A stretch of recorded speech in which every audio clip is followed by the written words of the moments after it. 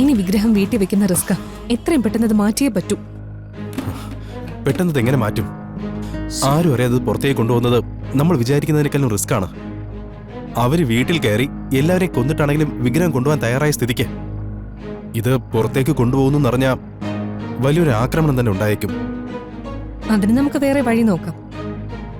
ഇവിടെ ഉള്ളവർ തന്നെ സേഫായി വിഗ്രഹം കൊടുക്കുന്ന രീതിയിൽ കാര്യങ്ങൾ നടക്കണം. അതെങ്ങനെ? ആദ്യം നമുക്ക് വിവരങ്ങൾ ജോർജ് സാറിനെ അറിയിക്കാം. അതിനുശേഷം പ്ലാൻ ചെയ്യാം. ശരി.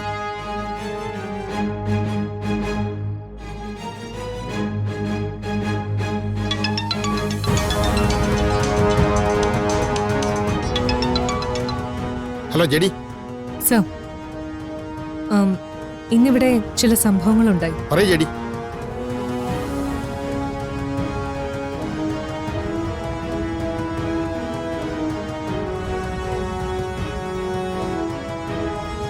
ഓക്കെ ജെഡി, ആ വിഗ്രഹം ഇനി അവിടെ വയ്ക്കണ്ട.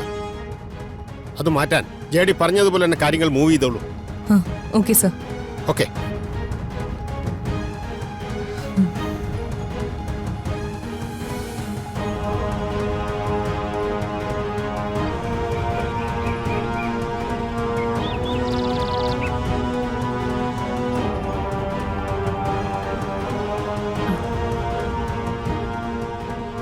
എന്നാ ചായ.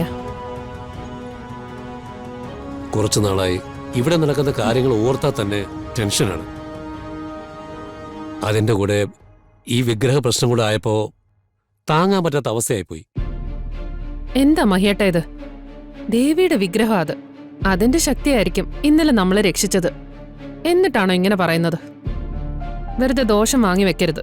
ചന്ദ്രമതി, ഇവിടെ ആവശ്യത്തിൽ കൂടുതൽ പ്രശ്നങ്ങളുണ്ട്. ഇനി എന്തിനാ ഓരോന്ന് നമ്മളെ മനഃപൂർവ്വം വാങ്ങി വെക്കുന്നത്? ഈ വിഗ്രഹം ഒരു പ്രശ്നമാണെന്നോ? അത് അംഗീകരിക്കാൻ എനിക്ക് കുറച്ച് ബുദ്ധിമുട്ടുണ്ട്. വെറുതെ ഈശ്വരനെ വെച്ച് കളിക്കരുത്. അതെ, ആ മഹിയേട്ടൻ പറയുന്നതിൽ കാര്യമുണ്ട്. അതെ, ആരാ എടുത്തോണ്ട് പോകാൻ പറ്റുന്നതെന്ന് നമുക്കറിയത്തില്ല. ആരാണ് നമ്മളെ ഈ പ്രശ്നങ്ങളിൽ നിന്ന് രക്ഷിക്കുന്നതെന്ന് നമുക്കറിയത്തില്ല.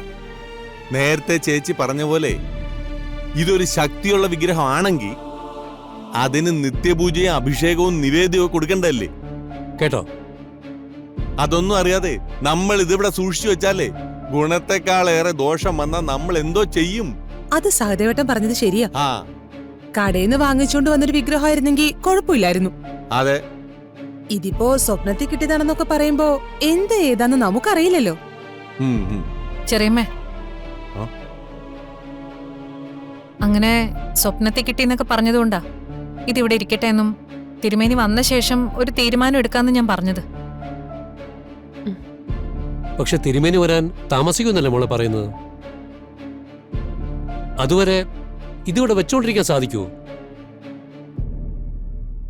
നമുക്കിത് ഗവൺമെന്റിനെ ഏൽപ്പിക്കുകയോ പോലീസിൽ കൊടുക്കുകയോ ചെയ്യാമെന്ന എന്റെ അഭിപ്രായം. നിങ്ങൾക്ക് എല്ലാവർക്കും അങ്ങനെ ഒരു അഭിപ്രായമാണെങ്കിൽ നമുക്കത് അങ്ങനെ തന്നെ ചെയ്യാം.